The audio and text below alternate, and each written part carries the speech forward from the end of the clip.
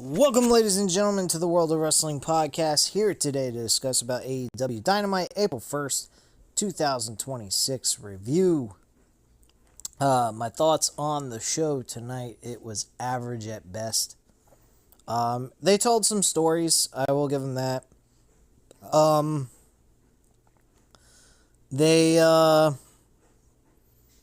They had some decent matches, I'd say, but nothing extraordinarily entertaining, in my opinion. The show, I will say, was mid, honestly.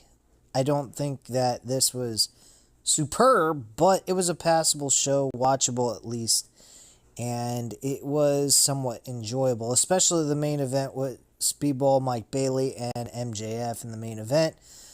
It was a title eliminator. I'm not keen on title eliminators, but I am fine with MJF winning this matchup, walking away with the W, even though it was a title eliminator to begin with.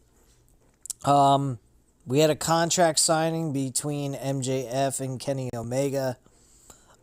So, I mean, there were some things thrown around here. Darby Allin's storyline trying to chase after the world championship was thrown in there. He pretty much has stated he's either going to become the world champion or he's going to meet God, one of the two. And since he hasn't met God yet, he's going to go ahead and he wants to speak to the devil, which was MJF he was referring to. He got the Don Callis family instead, and basically Don Callis' whole operandi towards this was, if you can beat one of my guys, you can get to MJF, I think it was, or some shit like that. Pretty generic stories and whatnot, so, I mean, nothing really all that special happened on this show.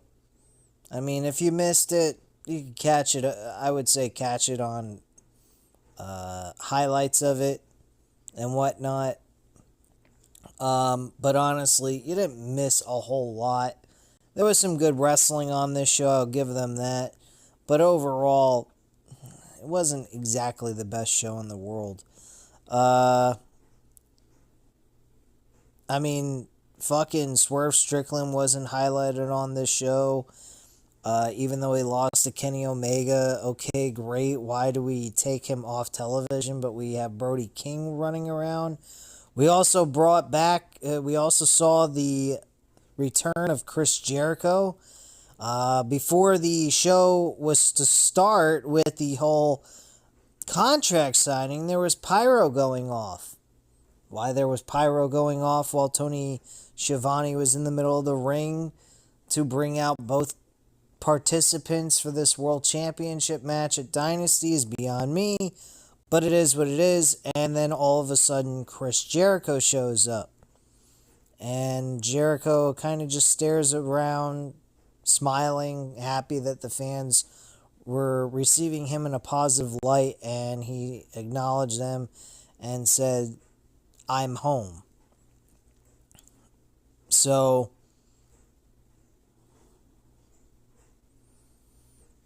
that was pretty much it. Jericho left, looked in really good shape, slim. Compared to when he was world champion, he is way slimmer. And he looks in great shape. But, I mean, that was pretty much all Jericho had to say. I hope Jericho is one of the challengers for MJF's world title. I hope that's at Double or Nothing. Because Jericho versus MJF, they've faced each other once before, and Jericho being a babyface in this scenario, I think would be really fun to watch at a major event like Double or Nothing, which is considered one of their big shows. It was the first show ever aired by AEW. So for Jericho to compete in this matchup against MJF for a world title at Double or Nothing would be pretty interesting and fun to sit through and watch. And Jericho, I mean, you could always place him in the situation where he ends up trying to cheat to win, same as MJF, even though he's a babyface, and see how the other tries to overcome the their opponent's, trickery and whatnot. But I would really like to see that match. I think that match would be a lot of fun to sit through and watch. So anyway, Kenny Omega came out after the interruption of pyros going off multiple times and Jericho returning. Kenny Omega comes out. The two men sit across the table from each other with MJF also in there at the contract signing. Kenny interrupts Max trying to talk. He basically runs down the champion for always having something to say. He says he knows that this is where the best wrestle before acknowledging his close call with a massive health scare not that long ago, and how the fans stood by his side because they want something better than MJF as champion. Highly doubt that. I love MJF as our world champion. Kenny has never wanted to call himself more than a professional wrestler, but if he is the antithesis to what Friedman is, who calls himself the devil, then maybe he can be the god of pro wrestling. This gets a laugh out of the champ, who remarks about Kenny Omega claiming he's 100% before making fun of Canadians because what's the deal with bags of milk anyway? Yeah, okay. And then saying Kenny is one strong gust of wind away from retirement. But MJF doesn't want to talk about that. He wants to talk about the thing that Omega doesn't want to talk about. He asks the fans if they're curious why Kenny is so eager with winning the world title. He talks about the Triple B being highly sought after, but there's more to the story than that, revealing that Kenny had a trip to the doctor who told Omega that, in summary, Kenny's days in the ring are numbered, that they are coming to an end at some point. And when MJF beats Kenny at Dynasty, the fans will have to admit their God is nothing more than a man who would rather be dead. This guy, Omega, pretty pissed off, who raises out of his seat looking like he is about to break the no contact rule as MJF tries to goad him into it, but out comes Speedball Mike Bailey to try and calm Omega down, He grabs the microphone from MJF, saying he's trying to get out of defending the title because he's afraid. He says that without Kenny Omega, there's no AEW, and without AEW, there's no MJF. He says the only place Friedman is living legend in his own head. Before offering to beat some sense into the champ's head, Omega reveals he had a chat with MJF's doctor as well. So much for HIPAA laws, huh? Saying that he may be missing 24 inches of his intestine, but that's better than missing his own balls. This riles up MJF, who accepts Bailey's challenge, but says he's not just facing any old MJF. He's facing the American hero of America. What a fucking joke. So MJF music hits as the champ makes his exit from the ring. Out comes the demand as they face Kenny Omega and two pals and Jack Perry in our opening match with Brody King. So we got Jack Perry, the international champion, Brody King and Kenny Omega in a 6-man tag team match against Ricochet, Bishop Khan, and Tuya Leona. This match was whatever, really. And Kenny Omega's team actually ends up winning this with Jack Perry getting the W, I believe. Oh, wait. No, it's Kenny Omega who picks up the victory and gets the one-wing angel for the W. So there you go. The trio celebrate as we cut backstage where Willow Nightingale talks about an open challenge for her TBS title at Collision tomorrow night. Elsewhere, Renee looks for a word from Cage and Cope As the two arrive with a pair of chairs, Cope says tonight isn't the night for a chat as they're looking for some revenge on FTR, and Cage confirms the seriousness of all this as he storms off before we cut to a commercial break, acting as if he's going to hit Renee in the head with the chair, and Adam Copeland says, no, she's not a threat to us. So, there you go. We follow Cage and Cope to the FTR locker room where they bump into RPG Vice President Romero, and Trent say that FTR will be at Collision tomorrow night, but will take a message for the champs. Cage says these guys are in their way, and the message they leave is a chair shot on two members of the Don Callis family. Cage and Cope leave the locker room as we head to ringside. So, following that, we get a Pac Will Ospreay match, which was fairly decent. I mean, this could have been a built-up grudge match between these two for a pay-per-view, which, truthfully, that's what I would have done. Not that it would change the result of Will Ospreay winning the matchup, honestly.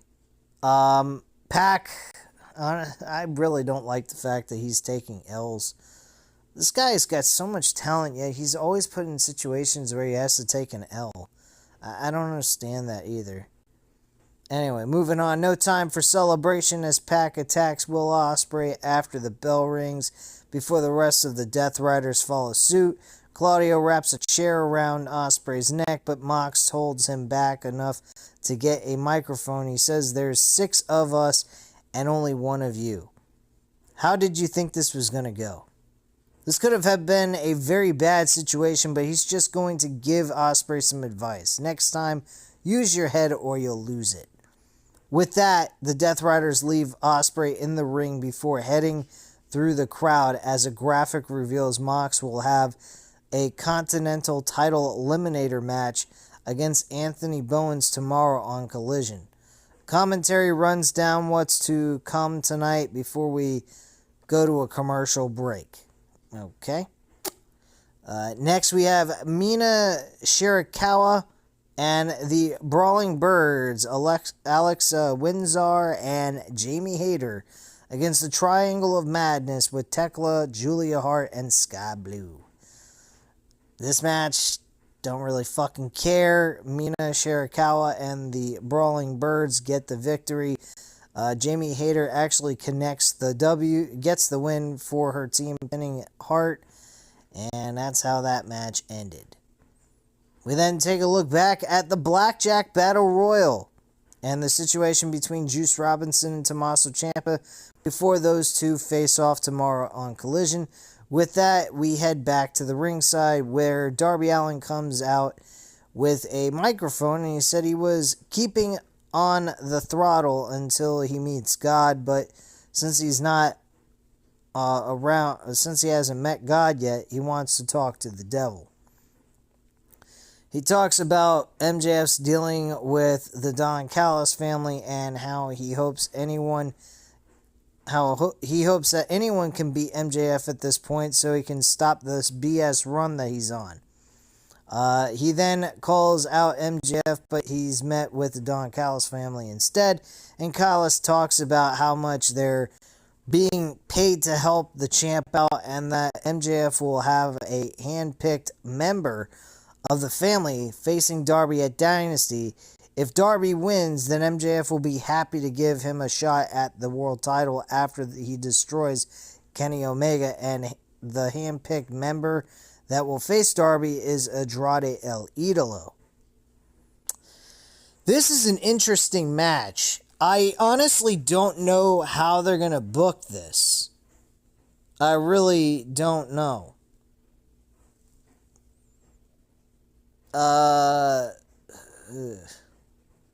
This is a tough match to pick. Very unpredictable. I mean, it could go in the favor of Darby Allin anyway.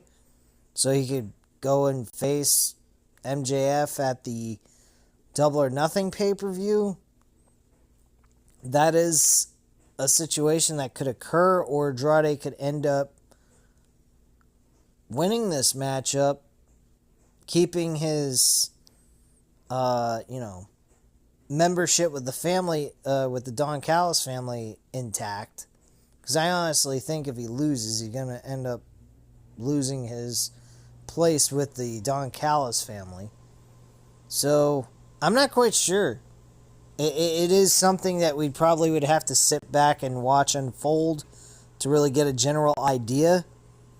But the story I got out of this was Andrade was not happy with it. He looked rather surprised. And Don says that he was also paid a good sum to take out Darby right now. And then the family go after him, and they start to go after Darby when Brody comes out for the save, forcing the family to retreat before Kenny Omega comes out to ringside as we go to a commercial break.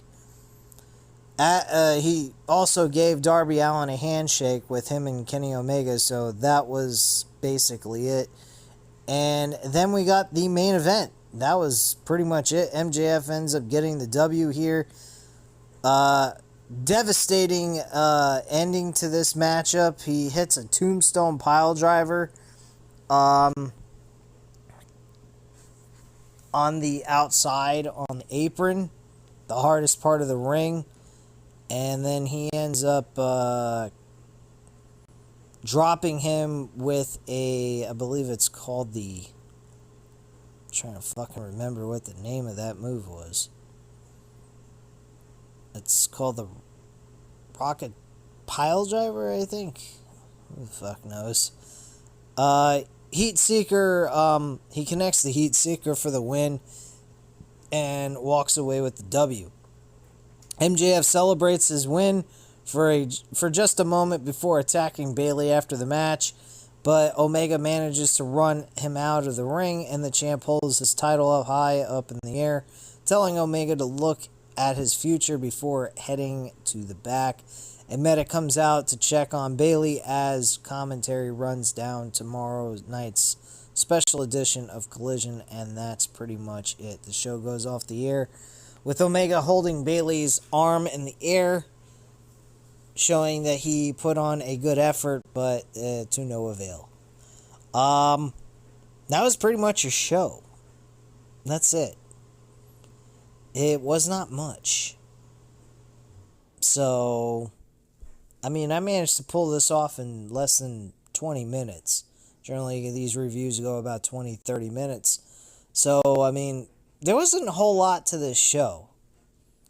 There wasn't a whole lot of matches either. It felt like they kind of just was able to get through this rather quickly. I think probably a lot of the matches were longer than usual, like 20 minutes a pop, so that pretty much covers a lot of the whole show in a nutshell. But yeah, like I said, this show is mid, down the middle. It was okay. It wasn't great. It was just watchable, but if you missed it, it wasn't that big of a deal. You didn't miss a whole lot of storyline telling here. Outside of the World Championship, which had the most favored storytelling going on in the show. Other than that, if you wanted to go back and watch the show, I would just say just look at the world title build.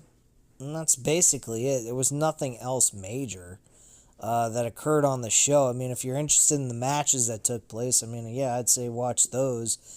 But other than that, there wasn't really a whole lot to talk about for the show tonight. So, I don't know what more to talk about here. So, if you like, go ahead, hit the like button if you like this video. Hit the subscribe button if you're not already subscribed to the channel. And leave a comment down below. I'll definitely get back to you on that. Thank you guys very much for watching. And have a great night, guys. Bye.